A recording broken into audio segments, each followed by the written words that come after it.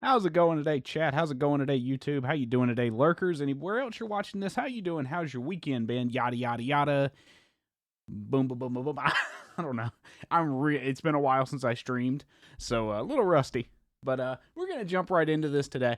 Now, I'm glad I planned ahead because holy crap, Liza P just had to push out an update earlier this morning, and now it's taking forever to download. So we're just gonna react to some recent gaming news, aka the Blood of the Dawnwalker trailer, which is a new, or gameplay preview, I should say, which is a new a game that's coming out, I believe, next year. Don't quote me on that. But we're going to talk about that. We're going to also look at the Nintendo Direct that happened a few days ago, and we're just going to barrel through that and talk about the future of the games industry. And you're going to hear me bitch and complain. Well, less on the bitch, definitely complain though. But let's jump into this, shall we? Let's see what this is all about. Now, as far as I remember, Path of the Dawnwalker is mostly just a sort of RPG vampire game trying to slot into the same niche that The Witcher exists in. Don't know how well that's going to work, but maybe this will give us some insights. Let's see what we've got here. Hello, my name is Daniel Sadowski and I'm the design director at Rebel Wolves. I would like to welcome you to the Blood of Dawnwalker summer gameplay video.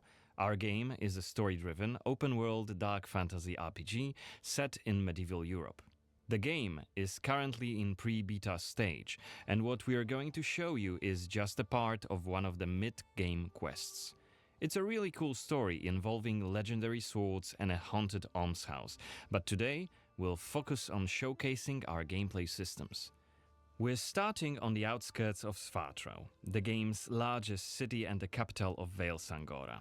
From here, we could head anywhere the eye can see, explore ancient ruins or sabotage vampire blood transports.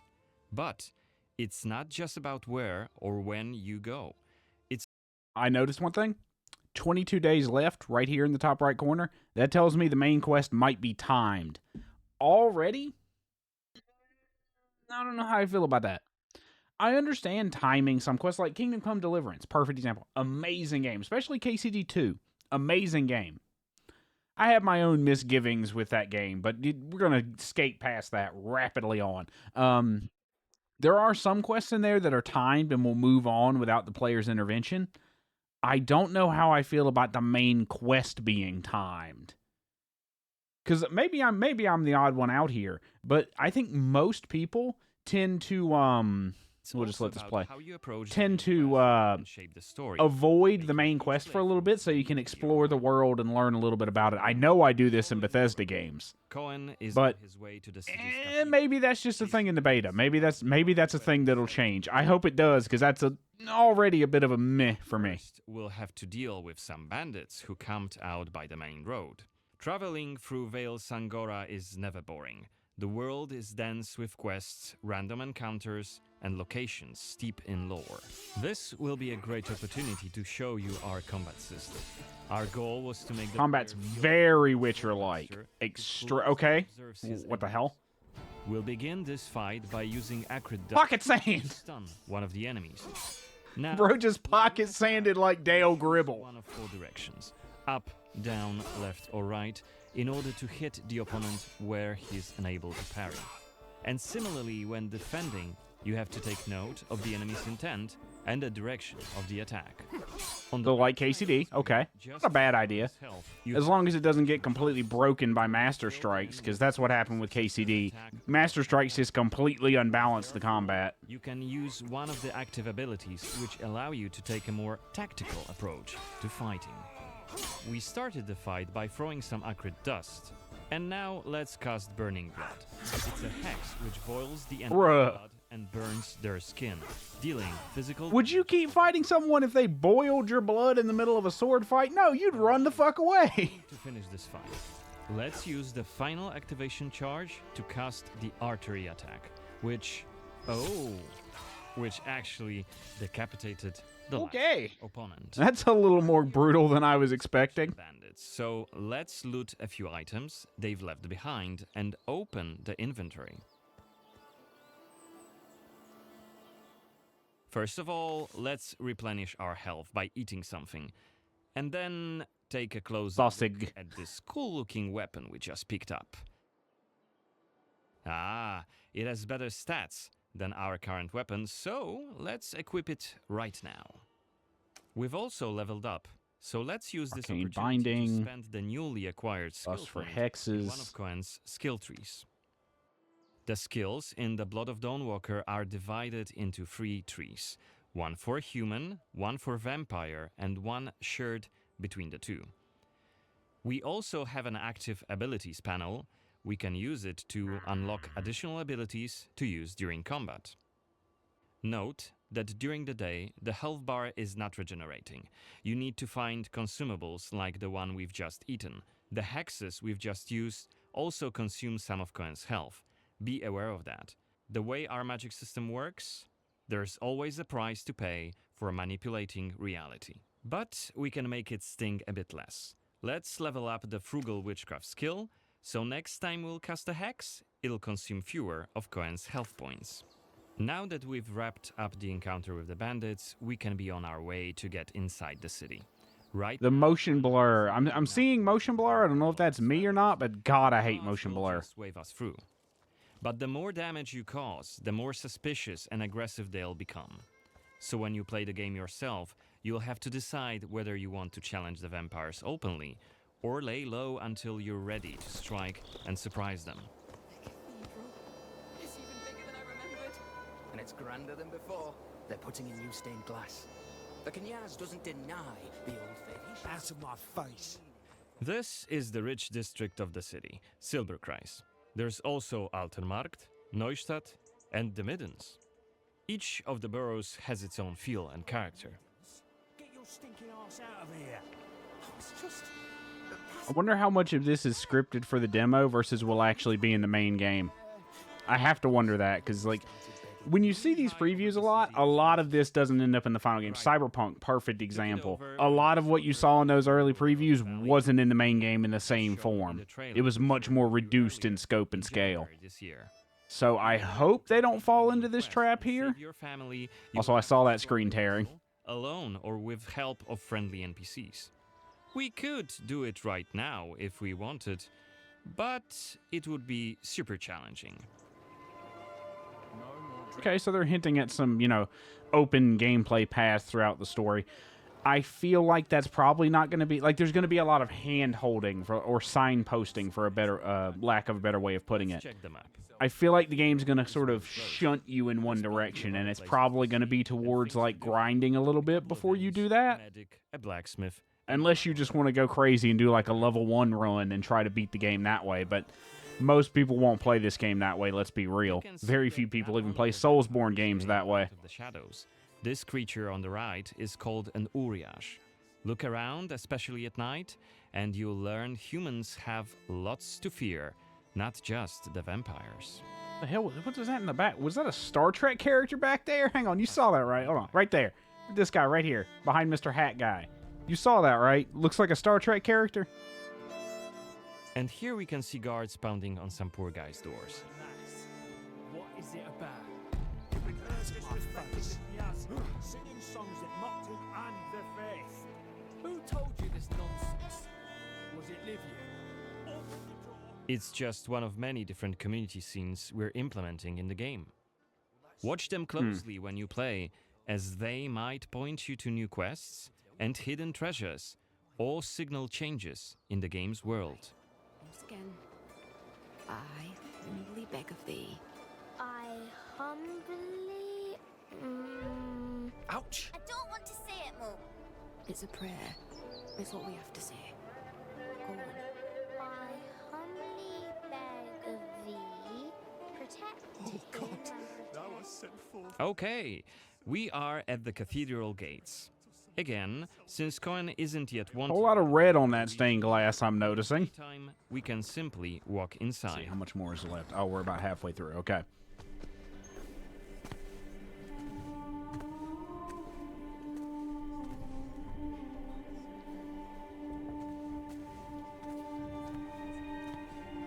The baptism of a newborn is a solemn moment, doubly so.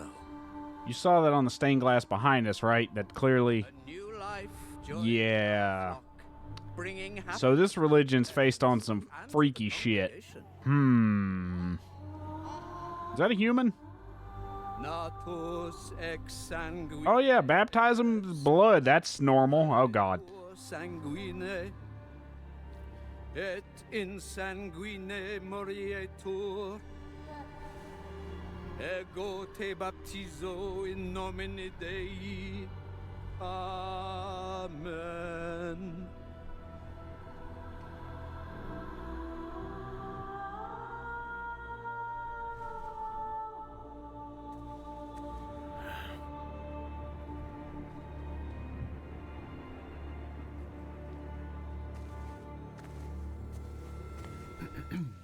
Ambush time.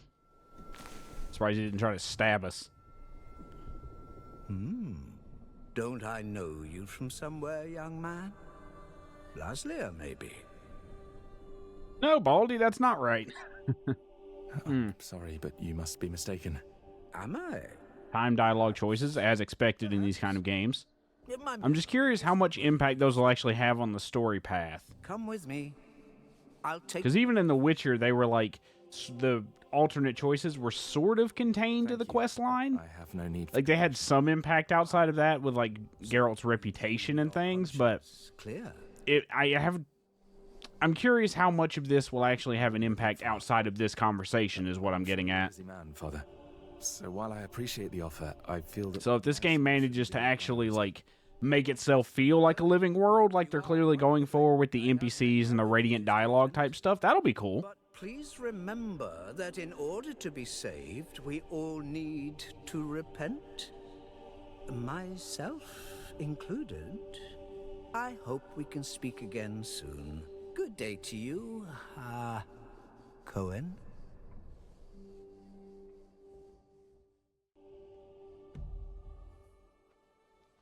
What we saw right here was just one of many cutscenes we recorded for the game, which smoothly transitioned into a dialogue scene. We use cutscenes to highlight key scenes or showcase interesting bits of lore. Like this blood baptism. Creepy, isn't it? The core feature of the Blood of Dawnwalker is the dual gameplay loop.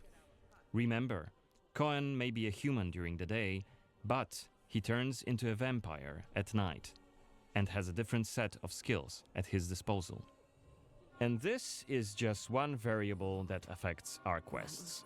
Depending on when you tackle a particular quest, what choices you've made earlier, whom you befriended, or whom you've angered, your gameplay and story experience will be very, very different. So each quest is a Okay, so that's definitely what they're going for. possible paths leading to the end goal. We maximize players' freedom and agency. Are they going to do the thing that a lot of these games do where they say we have 300 endings, but most of them are just, you know, one change in dialogue at the end and a big montage of ending dialogues like Cyberpunk did and like Fallout does? But come night, it's an entirely different story. Let us explain what we mean. I'm just fully expecting it to be quest. not as variable as they're saying. Today, we got inside the Maybe I'm too pessimistic. Correct me if I'm wrong. It's open for all to see, and I'm interested Cohen still. doesn't yet stand out from the crowd. The scuffle, Anything that though, sort of gives the vibe of The Witcher, I'm pretty much already on board. but climbing them won't be a problem for the vampire, who has many more exploration abilities at his disposal. Bear in mind, Cohen has not completed the quest yet. What's more, there are still a few clues to be found in order to solve this story. It's worth mentioning that narrative sandbox also means that we may completely abandon this quest and follow a different path to defeat Brensis. For today, we're focusing on the gameplay part, so let's see how Oh, we what the tackle this hell? particular quest during the night. Okay, we're definitely not living on Earth then if we have 2 moons, unless that's just magic. Rooftops of That's Sparkfall. interesting Right now, choice. We have 22 days left to complete this goal. This counter is always displayed and you will be warned each time it's pushed forward.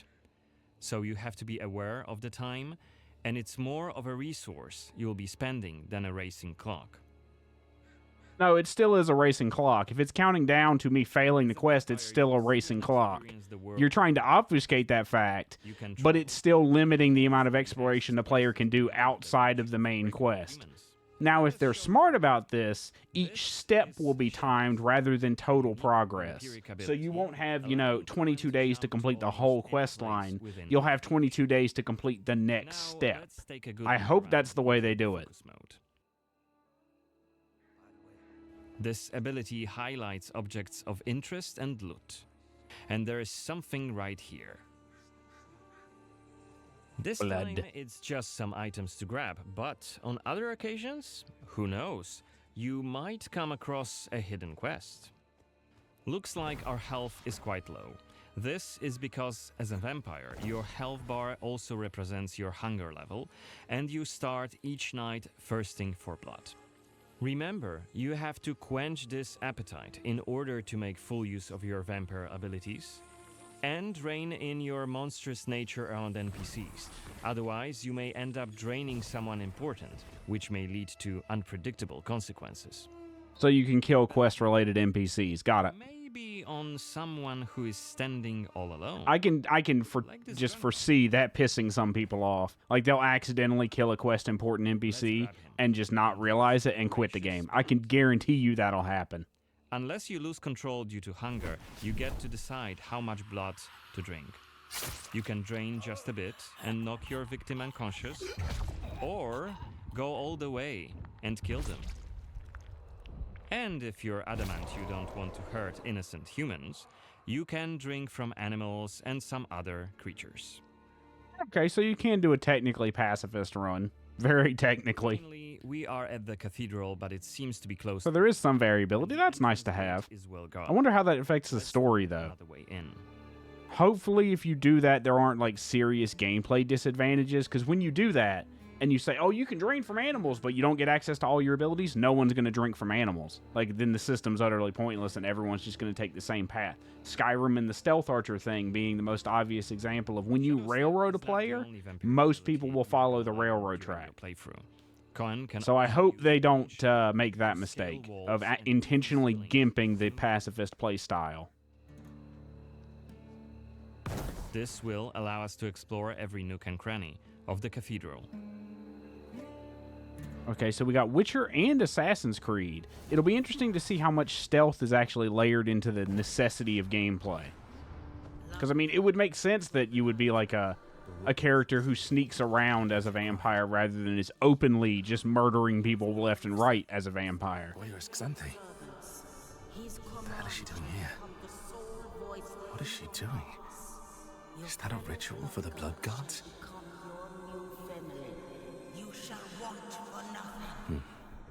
They're covering up the old paintings. Why? One of the workers must have left it. Seems that the cathedral complex is quite big. The main building, cloisters, inner courtyard. The entrance to the crypt could be anywhere. Won't get anything done just standing around. Still. This was a scene investigation, a mechanic we used to zoom in on and showcase key clues. This time we had a chance to learn more about the vampire's plans. Looks like they're keen to cover up the old frescoes, so that's something we could take a look at. This way we could learn more about the cathedral's past. So the vampires are clearly in the midst of taking over, and they haven't like fully erased human past yet. At least that's the vibe I get from this. Hooked up on vampire blood, which makes them stronger. And one of Brances's vampire allies. It's Xanthi, the oldest vampire in Vale Sangora, and quite a powerful lady. Let's descend. Oh, mommy! What's going on. Vamp mommy? Hey yo!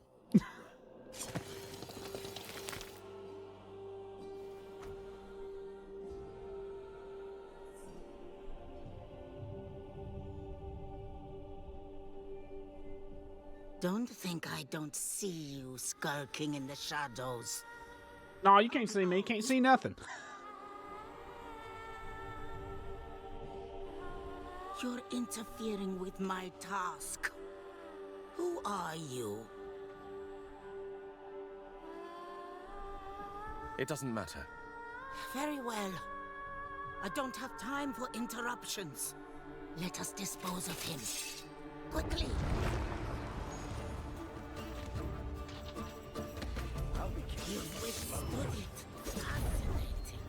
Cohen is using his claws to attack when in vampire form.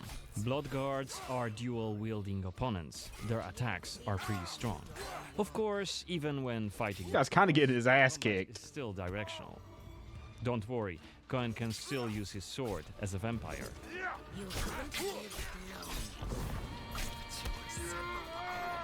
That animation was a little goofy, but I don't mind it. Sending a dude spinning with vampire claws seems kind of cool, actually. Is Cohen worthy of a challenge? Okay, seeing it the second time the exact same way is a little goofy, but pre-beta. Powers to cast a multitude of attacks, like her blood Okay, whips some that blood hit whip. Cohen Yep. from left and right.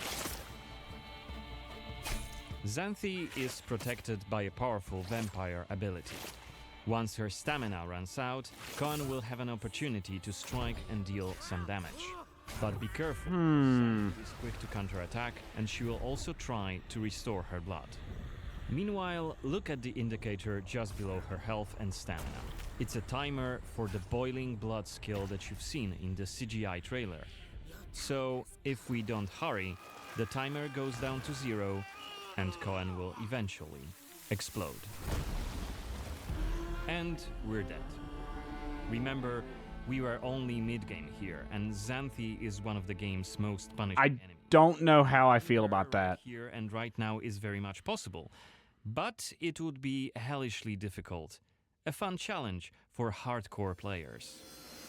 Because that combat... We could load the game and explore the cathedral without drawing her attention. Or try to get to her while she's not surrounded by bodyguards. Xanthi, like all other vampire allies, has her own questline. Explore it, and you can learn more about her past, motivations, and maybe even try to reason with her. Right, so it's trying to do the Assassin's Creed thing where you can be stealthy, but you can also stab, right? If you're going that route, most people are just going to choose stab.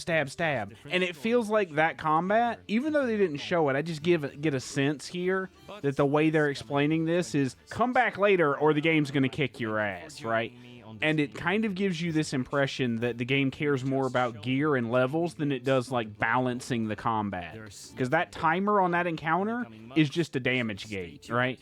You have to have good enough gear and skills to do damage fast enough to avoid just losing to an arbitrary bullshit mechanic. And right? So most people are just going to not waste time and either find the most optimal path, or they're going to jump right in and try to zerg their way through it, die like 10 times and quit, or learn the intended path of come back later, grind up a bunch of levels and gear, and then beat her the intended way.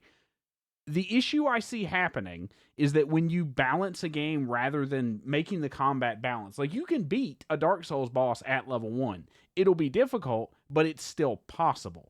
When you arbitrarily time gate things like that, you don't really encourage that kind of approach, if you even want to make that approach possible. In fact, it's impossible to beat that boss at level 1. It looked impossible to beat it at level 16, where the mid-game. I'm assuming that means the max level's like 30 or 40, maybe? So, unless you're like level 25, you shouldn't even try that boss, because it's just going to beat your ass every time. So that's just going to encourage people to just grind the game out. It's like, oh, you're role-playing. You're trying to be the stealthy vampire, or you're trying to be the murderous vampire. And it's like, what impulse do I have to continue doing that if the story isn't compelling enough? That's my concern here. Is this is a new IP. It looks interesting for fans of The Witcher or fans of Assassin's Creed or anything like of games with those similar mechanics or narrative style. But is there enough, for lack of a better way of describing this, is there enough flesh to sink your teeth into, right? I don't know how I feel about that. And like the arbitrary death mechanic in that boss feels like an easy, cheapskate way to avoid balancing the combat. Because, like, go smack their blood sack so you die? Like, I'll put it this way. I don't know how that... I wouldn't say that made me more compelled to play the game. I would say that made me, okay, go put it on the list behind Witcher 4 and every other big RPG that'll come out in the next X number of years, right? I wouldn't say watching that made me immediately more excited to play the game.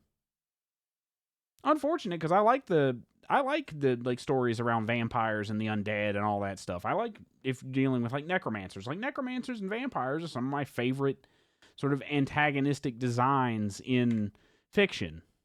So it's annoying that kind of game doesn't immediately engender that gameplay preview was more combat focused than story focused. I get it. You don't want to give away spoilers, but what's there for me to want to sink my teeth into?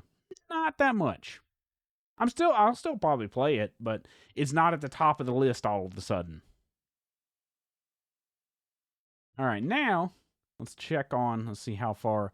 Oh my God, it's only 58. God, I hate Steam's patching process. You can't see this right now, but the patching process, not the download, it was only an 800 megabyte patch, but it takes so long to fucking patch, even though it's patching at, 300 megabits a second. Because of the way these files are delivered, it takes so long to patch a game. I hate that. Anyway, let's talk about Nintendo, shall we? Let's bitch about the stupid bullshit they're doing with the Switch 2. And boy, are they doing some bullshit. But then again, also the internet tends to overreact about everything. Game key cards being the obvious one, and we'll get to that. But let's talk about Nintendo. All right, let's jump right in here. Enough bitching about Dawnwalker.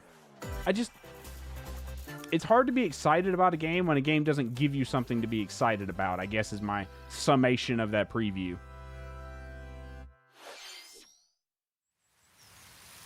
Oh, Super Mario. That's clearly the Super Mario 64 castle. Luigi! Free my boy Luigi!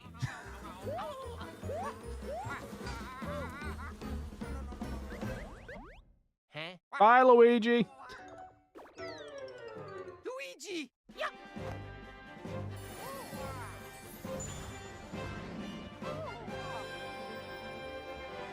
Uh-oh, we're getting sucked off, boys. Why did I say that? Why do I say things? Wait, oh, Super Mario RPG?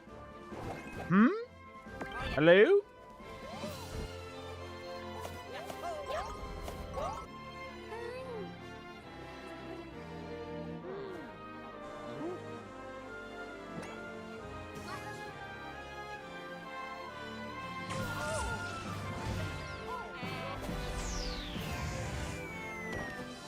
That's cute. I like the art style. It's a bit of a departure, but it definitely works. Extension core. So we're definitely doing like a Super Mario RPG thing here. This is like remaster or remade Super Mario RPG. I don't hate it. I'm not like oh my God, Super Mario. Not that. I'm not all about that.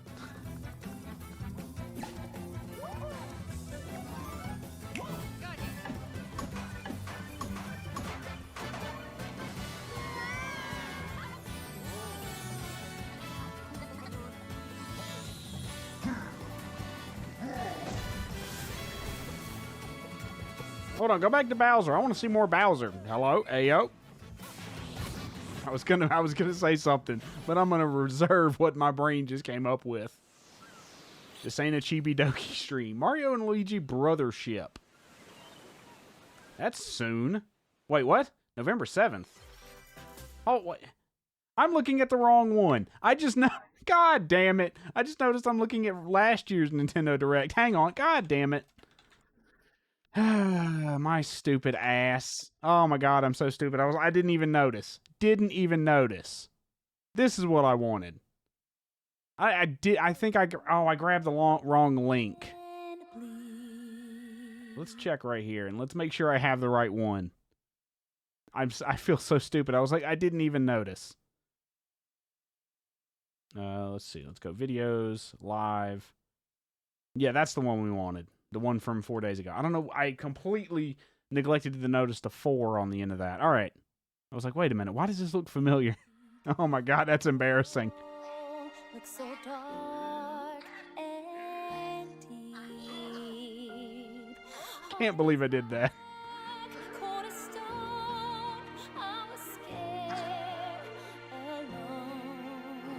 Why is DK getting this Metal Gear ass intro? Is Kojima getting involved? Oh God, could you imagine a Kojima Nintendo game?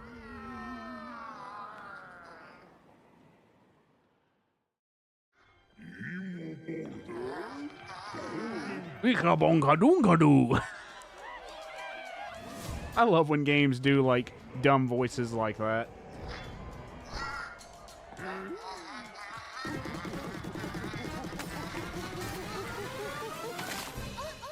Hello.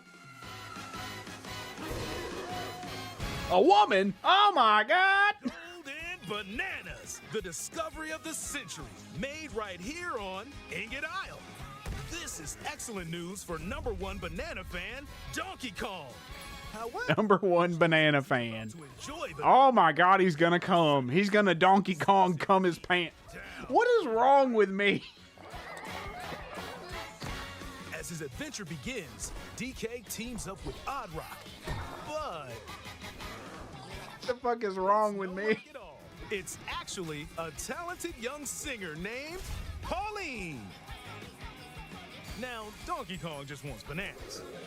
And Pauline wants to find a way back home to the surface. It's said that one's wish will be granted by reaching the planet core. So the unlikely duo set off on a strange subterranean adventure. Dude, I love it. I like this narrator. Whoever this narrator is, bring him back. World, where the scenery changes the deeper you go. Some layers are so spectacular that it's hard to believe you're underground. DK can run, jump, and climb through each environment using his incredible physical Yo, he is so excited for this. any direction. But that's not all. Almost anything in your path, you can smash, crash. Fully destructible environments is a crazy choice for a Switch 2 game. You can even do this to a massive rock formation. You know, if you want. Hang on. Hang the frick on. Tell me that's not the real frame rate. Oh, God, that'd be really funny if it was, though. More on those. I hope that was just sped up, like, screenshots that they could sort of stitch together to make it look like that. Because, oh, boy, if that's the real frame rate when you do something like that, this game's in trouble. Smash enemies, walls, the ground, and most things you can get your hands on with incredible force. Destruction can lead to discoveries, so set off a chain reaction and see what happens. DK about to banana bust in his pants. What the fuck is the matter with me? Also, I just noticed why they're decimal. That's a weird choice. I've never seen decimals used in a game currency system. Roll at high speed and send lighter objects soaring. Combine this with punches and jumps to really mix things up. Oh, I can absolutely see people getting frustrated by the physics in this game. Especially Darkside Phil. That idiot's gonna rage quit this immediately. He's gonna be like, what the fuck, dude? I didn't do it that way, dude. Come on, man. Grab a chunk of terrain and tear it off. Or tear up turnips to find items. Like that motherfucker couldn't even figure out a simple shove puzzle to shove some balls in a hole, giggity, in a Zelda game. There ain't no way he finishes this. Harder chunks can be used to break stone with ease. Or smash spiky thorns. Chunk jump. Use a chunk to double jump. This will help you reach. Oh, that's creative. Using the physics to manipulate the jump system. This is, wow, this is way more advanced than I expected. Or aim at a target like this. Throwing a boom rock or gold can have explosive effects. If you throw chunks made of softer material, you can stick them to a surface and pile them up. What? Huh? What the heck? This lets you ride on chunks. Someone's gonna shield surf the whole game. Like, some speedrunner's gonna figure out a completely broken way to use that. I just know it. The power of Pauline's singing will help show you the way. It can also remove these strange seals that someone left behind. Oh? Someone? You never know what you'll discover in the underground world.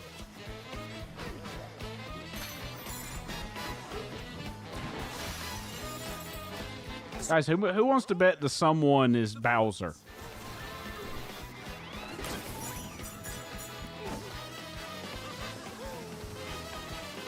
What the heck? You can just fly to whole new levels using rain. Okay. This is kind of breaking my brain. Compared to previous DK games that were just side-scrollers, this is crazy. Some are I like that already. That's cute. It looks like Cranky Kong and his companion Rambi are also venturing through the layers of the world. Rambi the Rhino. There are the Come on, Nintendo. who call the underground world home. Big monkey. They're said to possess ancient Bananza powers.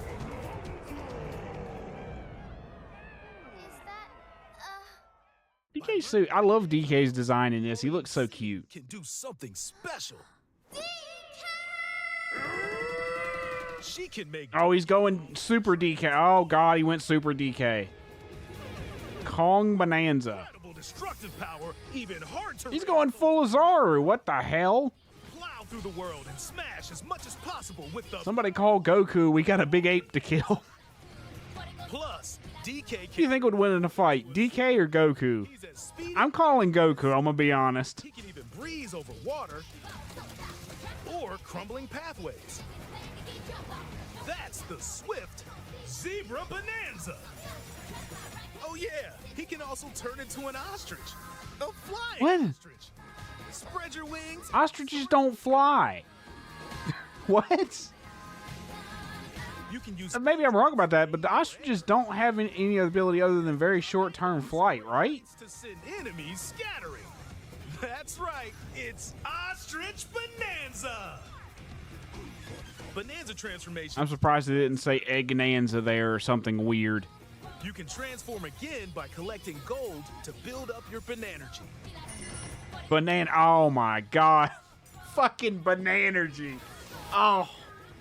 That's terrible. Stop. Never say that again. And you can swap between transformations. So get creative and use them as you adventure to the planet core. Journey to the center of the banana earth. No, you're not going to say that one? That was an easy one. Mightiest mining operation both above ground and below. Hang on a minute. Hello. Go back. Both above ground and below. Grumpy Kong works to create gigantic corporate soldiers. Poppy Kong is responsible for subterranean info gathering, while Void Kong is Can I get a defect to Poppy Kong? No? Darn it. Various crew is responsible for the banana stealing maelstrom on Ingot Isle, and they're heading straight down to the planet core. Planet core? But no! I'm going with DK, so you just stay away! Voidco blocked off all the routes to the lower layers, so no one could reach them. DK and his pals will come face to face with the enemies guarding these routes, so use all the power at your disposal to take on a host of powerful foes.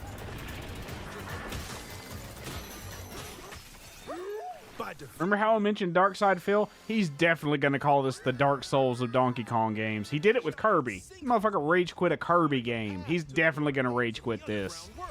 Purely because of those bosses, even though they're designed for children. Found throughout the underground world are golden bananas called Banandium Gems. I'm surprised it wasn't banana gems or something. Sometimes they're buried in the walls, the ground, and other places. Banandium gems. Bunch to find. About to banana your mama. Or, what am I saying? I don't even know what I'm talking about anymore. You can tell I'm rusty and haven't streamed in a week. Let's do this! Challenges include limited battles. Courses where you as usual, Nintendo music slaps. Like, absolutely just slaps. Side-scrolling stages. Oh, there's the classic DK. Yo, that is so visually impressive for a DK game. Like, this is a crazy amount of detail and visual effects. Plenty of ruins to discover, so give them a try.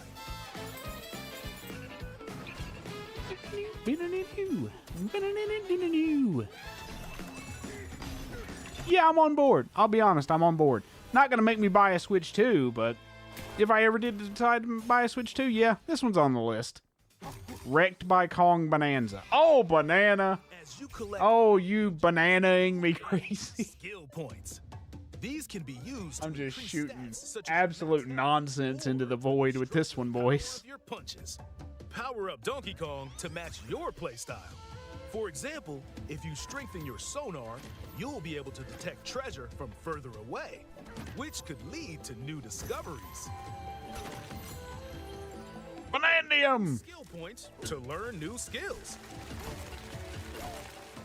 Surf. Sorts of items Really? You didn't call this one Surf and Surf or Surf Banana Surf? You didn't work a banana in there somehow? Giggity. and they can be traded for Banandium gems at the chip exchange. These gold nuggets are, unsurprisingly, called gold. You can exchange gold for useful items at the stuff shop. You don't say. Oh my God. Fossils too. You can trade these for different. I love when Nintendo does goofy crap like this. It's meant to be intentionally dumb. And it has its own unique character, and I really like it. Donkey Kong and Pauline. Or even change up your fur color. No look is too much for Donkey Kong. Or Oh, some fucking Twitter gamer bro's gonna be mad that you can, like, put pink fur on DK, aren't they? There's no way some dum-dum doesn't get absolutely twisted over that. Like, why can you put these gay colors on my Donkey Kong? Wah! It's so stupid. You just know there's gonna be some idiot that has that complaint. or fossils. Their locations will be marked on your map. Pretty helpful for finding collectibles. Terrain strength? What the heck? Is that like difficulty to use your abilities? Making it easy to see how close. Curious about that one. There's plenty more to do in the underground world when not adventuring. Need a rest? Carve out a space and enjoy a getaway where you can recover in bed. And enjoy listening to tunes with the music player. Oh, you get a little banana nap. A banap. You might even find new discs when defeating enemies. Oh, plenty of collectibles, as usual. When it comes to moving between DK. Please put like some metal DK music in there to be a great tone shift. These elevators will help you easily move between layers you I visit. wonder what the SL thing is. Is that like And if you get lost, sub-level? Is that like each further level you go down, the terrain gets more complicated or you need more abilities to use it? That's what it seems like it's going for.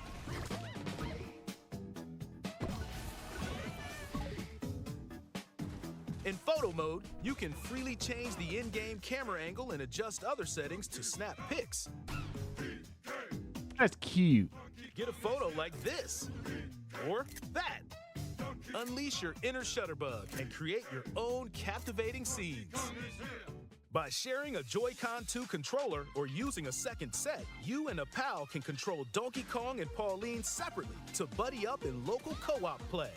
As Pauline, you can unleash vocal blasts using Joy-Con 2 mouse controls. That's a bit of a... Copy the material of It feels like a bit of a weird choice. even more texture. They had to shoehorn in co-op somehow, so I think that was the only way they could figure it out. It feels like your second player is going to have a lot less fun, is what I'm getting at. This game also supports Game Share. Even if only one player has the game, That's a nice change. Given how much people are freaking out over game key cards, that's a good change. Like not requiring everyone to own the game. Nintendo Switch system. Okay, also good change. You can play on I wonder how it'll perform on the second system, though. using Game Share via Game Chat. Ooh, considering how bad the performance is on some game chat games that I've seen, I don't know about that. With all the platforming action, assist mode is the way to play. Oh, Twitter's going to be happy about that one. Oh, boy. Halves the damage you receive and more. Assist mode supports you in your adventure to be the best. You know they're going to be like, it's the fucking gamer journalist mode. You fucking Kotaku's only playing on the assist mode. Wah. It's, you know exactly how they're going to be about it. Oh, God. Take to paint. Bro, why did you choose white? Of all colors, you started with white. Or add some back on. That looks like poo. You can even change the lighting and add delectable banana effects. Give it a try and sculpt to your heart's content. So this is just straight up a Mario 64 reference, because you could do the same kind of thing with Mario 64. One of the... Actually, no, was that Mario 64 or Mario Party? My brain is completely cooked. There it is. There's the money. Yeah, throw the money at it, Nintendo. Fucking turn on the money printer. Amiibo shown here, gold Kong tiles with explosive power will appear. That frame rate was a little wonky. Up to this point is also compatible. Yep, there's the money. You'll get giant spheres like these.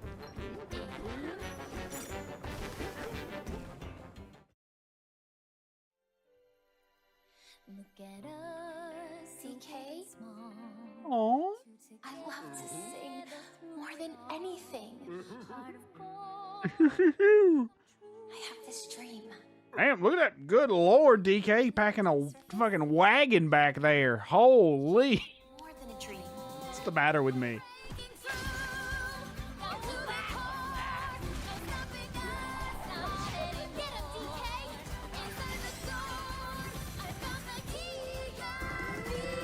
Anime ass intro. I love it. Donkey Kong and the talented singer Pauline as they set out on an adventure to the fabled planet Core.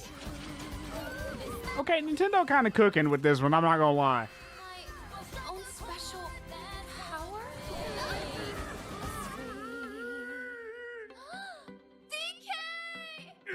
Pauline, no! Oh, well, she's dead. Donkey Kong Bananza. Available July 17th only on Nintendo Switch 2. Pre-orders are available now on Nintendo eShop. The Donkey Kong and Pauline Amiibo will also be available July 17th. You know what? I'm not mad at that. I don't really have any complaints about that. I mean, I have some complaints about the Switch too, but most of those are everybody else's complaints that we've already seen 1,000 times. All right, let's close that. Let's go right here. Check that. We're good there. Okay, just checking to make sure. All right, let's see if Liza P is actually patched. No, of course not. Why would it be? Damn you, Steam. How long we got? Oh, 8 more minutes. Nope, 11 minutes. They might as well just get rid of the timer, because it's based entirely on the size of the file, and the size is never consistent. Anyway, so we're just going to let that run down. I'm going to talk about, let's see, anything I want to talk about? You know what? Since we were on Nintendo, let's talk about Nintendo and game key cards, shall we? So, I don't know how the rest of you feel about this, but I know how I feel about it, in that I don't think the industry's headed any other way other than that kind of anti-piracy measure that is inherently restrictive. I'm trying to be nice here and not be too pessimistic, but let's be honest. They're heading towards more invasive DRM, more use of code-in-a-box releases like game key cards, and less ability to resell games. It's headed in that direction whether we like it or not. Nintendo's just spearheading the effort because Nintendo is Nintendo, and they love doing two things: being greedy and being litigious. It's one of the reasons I'm not buying a Switch 2, at least not for now. There would have to be a shitload of good games for me to want to buy a Switch 2, just based on the way that they've been sort of pushing games in that general direction. Let me pull up. And it's like, I know a lot of people are like looking at the sales figures for the early games and like, oh my god, game key cards didn't sell as well. And it's like, oh, well, if you actually look at the numbers, only about 20% of sales were for game key cards, and it's mostly because most of the game key card releases aren't actually new games. Like, I think it was like 61% of the game key card sales were for Cyberpunk, I think was the statistic I saw. I'm not entirely sure on that, so don't quote me on that, but this general point here is that the majority of game key cards weren't selling because most of the games are like Yakuza 0, which is out on every other platform, and Hitman, which is out on every other platform, and Cyberpunk, which is out on every other platform, and like there's no good games that are driving those third-party sales that, in effect, are depressing game key card sales overall. And I think it's genuinely a mistake to assume, oh my god, no one wants game key cards, we should move entirely to physical. No one wants physical media. No one wants physical media. or I shouldn't say it that way. I should say the majority of people prefer digital media because it is just easier. Do they like paying more for releases they have less control over? Of course not. But the reality is that the market will go with the trends that it's already being set. So Nintendo pushing more of the market into the hands of effectively digital releases, even if they are quote-unquote physical, right? With game key cards, and they can be technically resold because they're not account locked. And it's like, yeah, the industry's going that way, and you're not really going to stop it. So I don't get drawing like fanciful conclusions, because I've had this conversation with a lot of people on like Discord and in my personal life with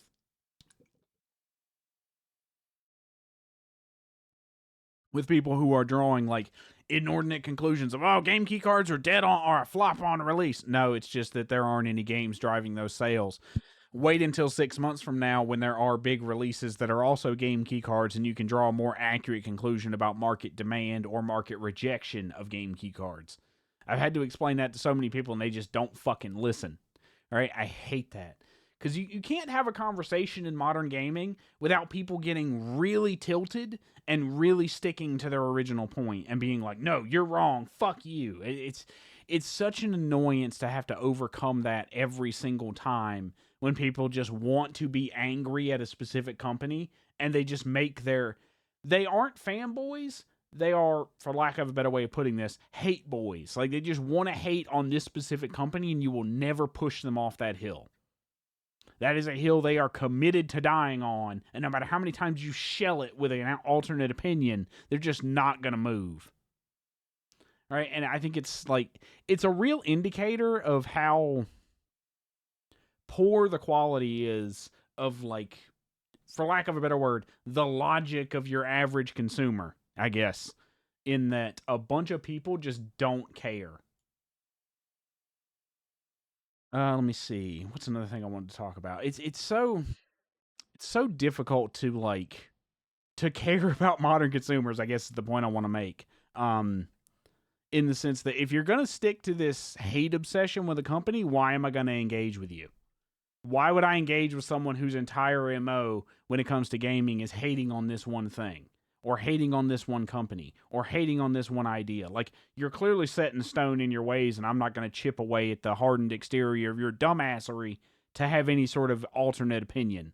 Because who's it going to serve? It's going to serve me in wasting my time, and it's going to serve you in pissing you off. Like, why would I waste time doing that? I find it hard to engage with that with a lot of the complaints about the AAA industry and like modern gaming trends, when they aren't even willing to accept the reality that they might not have all the information yet.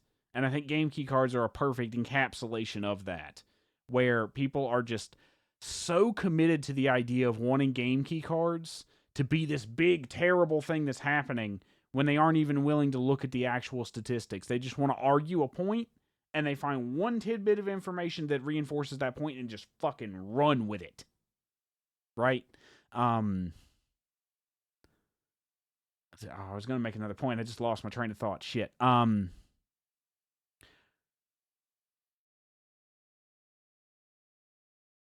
Perfect example of this. There are a lot of games coming out on the Nintendo Switch 2 that people are just convinced are really going to be crap. And it's helped along, and this is the next part. This is the complaint I wanted to make. A lot of the, like, rampant consumer mentality is controlled by dumbasses like me. Not me specifically, but more in the general sense of content creators. There are so many content creators on TikTok and YouTube and Instagram that just want to run with a stupid fucking narrative. With the Steam hack, it wasn't actually a hack. It was some third-party payment processor that got text data leaked, and like it wasn't actually a compromise at all, and it didn't endanger any accounts. But that didn't stop every single fucking TikTok video and every single Instagram reel from being like, Steam got hacked, Steam got hacked, Steam got hacked. It's so fucking annoying. Like, motherfuckers, can you Google for 3 seconds before rushing to make your stupid videos and pandering to idiots who are just want to be fear-mongered too? Like, just take 3 seconds to educate yourselves. And it's not even just about the Steam hacks. It's not even about data breaches. It's not even about a specific game. The game key cards is another example of this. There are so many videos that I have seen come across short-form feeds, because I monitor all the big short form websites, even if I don't make content for them. And so much of the content, I use very loosely, content, is just scaremongering dumbassery. One specific example was a TikTok I saw where this guy was standing in what looked to be a GameStop or generic game store and was like, I wonder if you can actually resell game key cards. And he put the game key card into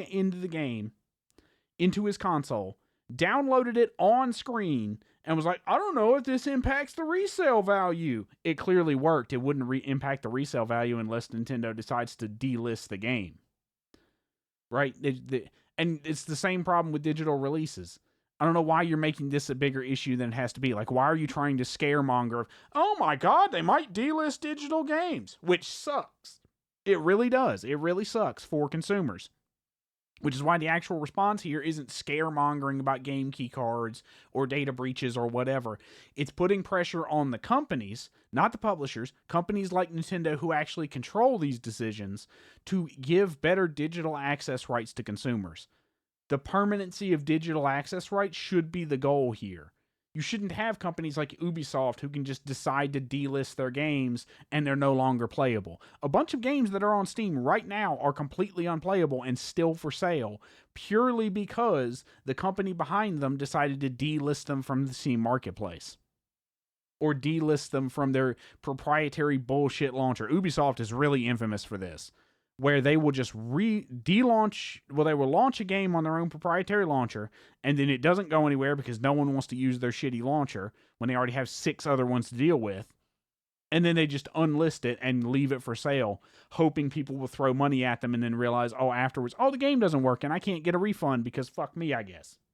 Right? If you want to actually do something about it, stop making short form bait, like completely asinine content, and make something with actual impact behind it. Put 5 minutes of research into your video and be like, maybe we should do this instead of just scaremongering about game key cards that we clearly don't understand.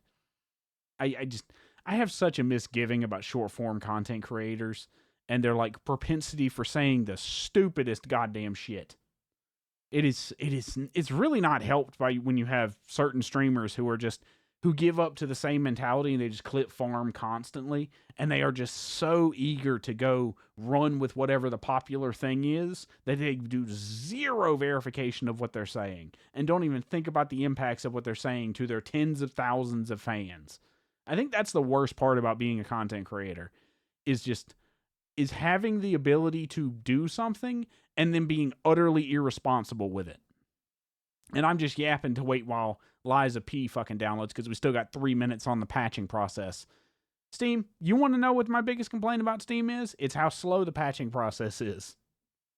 Steam also has plenty of other issues with like the early access titles being dog shit, a bunch of titles just being unfunctional, pricing structures being really exploitative sometimes. Like there's games that should be on deep discount because they're decades old and just never get put on sale.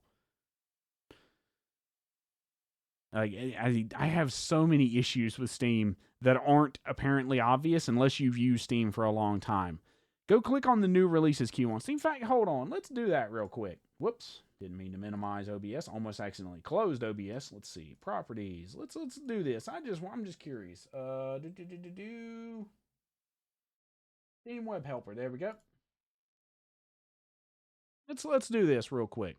We're going to go to new releases queue, and I want to check something. We're going to see what the first 10 games to pop up. Okay, Drift Legends 2, a racing game. Train Driver 2. Looks like a generic German simulator. Looks kind of asset flippy, but I'm not gonna say it's an asset flip. But what I'm trying to do here is I'm trying to see if there is an asset flip somewhere. There it is. Urban Disc Golf 2. This looks like an asset flip. This looks so incredibly generic and like so incredibly... It just came out. I wonder if this is not an early... Oh, it's a play... Okay, there's a play test. And it's a free-to-play... What the fuck? This is what I mean. What the fuck is this game? It's a play test, but it's also free? What state of release is this? An early access game? This is my issue with Steam right here. Let's go to the next one. The Joy Care. Here's an obvious asset flip. This is trying to be a walking simulator horror, but it looks like dog shit. Like, this is clearly just pre-bought assets they just kind of threw together into a horror game. And it's free to play, but it's not early access, but it just came out yesterday. Let's see, has Deadlight Games done anything else? Nope, this is their very first game. Why do I feel like this should have early access on it? I feel like this is a perfect example of what I mean when I say asset flip games. Is they are clearly not well polished and not really that interesting. They're just clog up the new releases queue.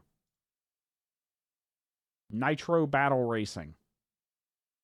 Another asset flip. Like, this is clearly trying to be Trackmania or trying to be something else, but it's like, this looks like crap. Like, I'm sorry to indie developers who make games like this, but you kind of have to expect that a lot of people are going to see this and immediately click this button. And it's also free to play. Like, there's no... I think every game should be required to disclose what state it's in. Like, put the version number up here. Is it an early access release?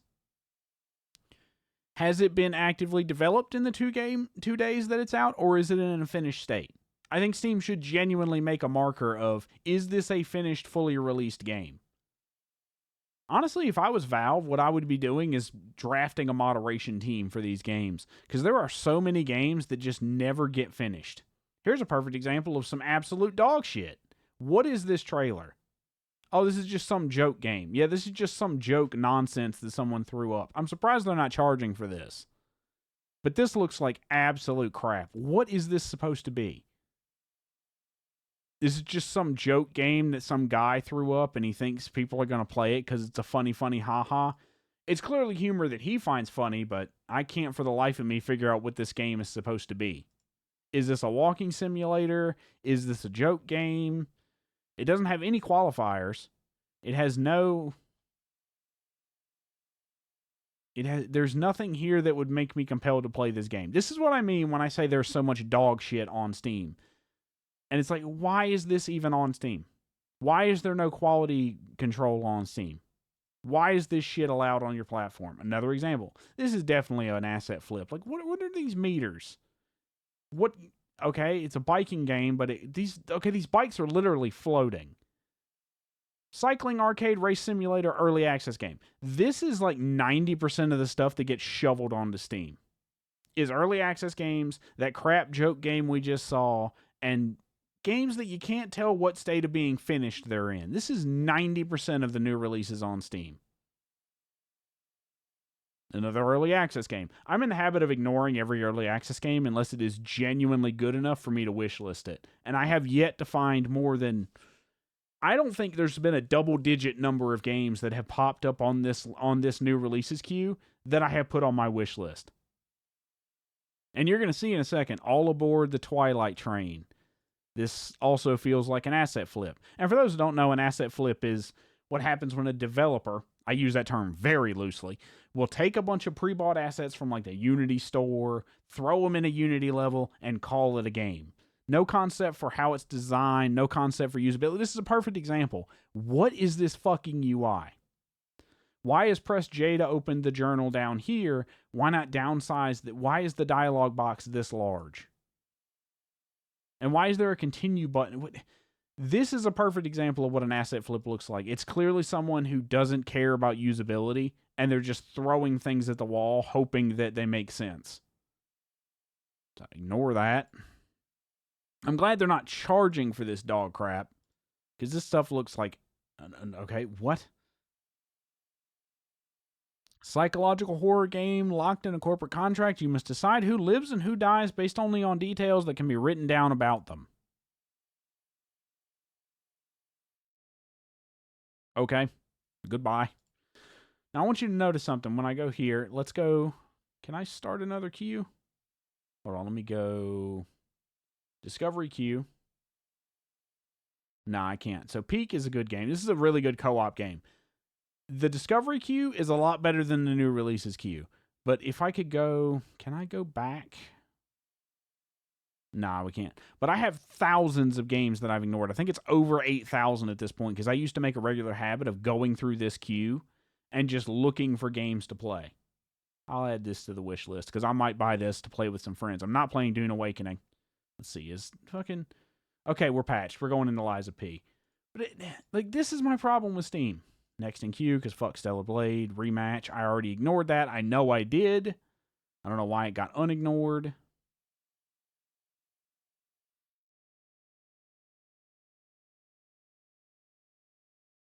In DLC.